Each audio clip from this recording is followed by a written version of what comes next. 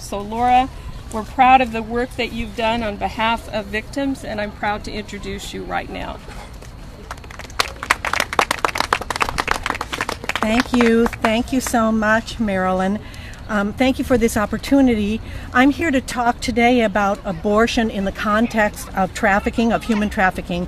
I recently conducted a study called The Health Consequences of Sex Trafficking in the United States that shows that abortion and human trafficking are inextricably linked.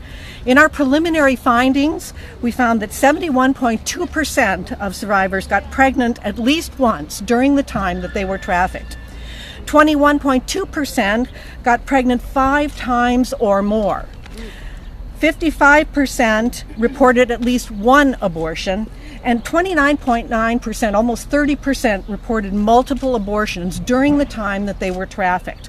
So this is certainly not just one bad egg or one problem abortion that's gone wrong. This is endemic right now in our country. Over half of those who answered the questions about abortion said abortion was forced by the trafficker.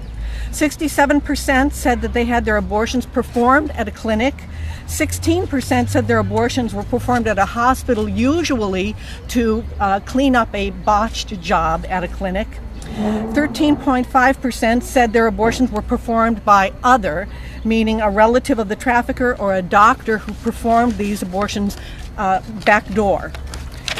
In interviews that we conducted with the survivors, they told us that traffickers threatened their lives if they became pregnant. They used beatings and intimidation as a tactic to force abortions. One survivor said, "No one ever asked me before whether I had abortions during the time I was trafficked. I had 4. One victim noted, "Of my 6 abortions, I was always under serious pressure by the trafficker to abort the babies." Another survivor, whose abuse at the hands of her trafficker was particularly brutal, said she had 17 abortions over the time she was trafficked, all of them at the same clinic. Survivors told us about botched abortions in clinics, which led to DNCs and sometimes hysterectomies in the hospital. Survivors expressed grief and remorse, saying that when they got pregnant, they wanted to keep their babies, they wanted to have their children, but they could not because the traffickers or their circumstances kept them from carrying to term.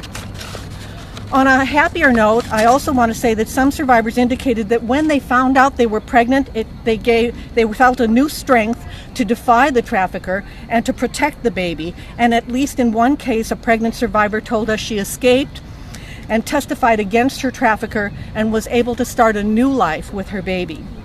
Another survivor went to a pregnancy resource center for an ultrasound, and there, trained and sensitive staff identified her as a trafficking victim and worked with her and other NGOs to give her the special attention and services she needed, and 2 lives were saved, the life of the trafficking victim and the life of the baby.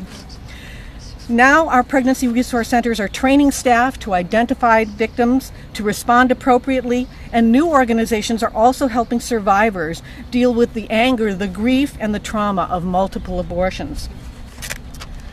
The prevalence of abortion in trafficking is a terrible reality. Abortion and trafficking should transcend all political boundaries of the abortion debate. In the context of slavery or slavery-like situations, it violates both the pro-life belief that abortion takes an innocent life and the pro-choice idea of a woman's freedom to make her own reproductive choices, because there are no choices in slavery. We should all be able to agree that abortion in human trafficking assists the trafficker, facilitates the trafficking, and we need to put an end immediately to this terrible practice. Thank you. Thank you very much, Laura. Very, very sobering information.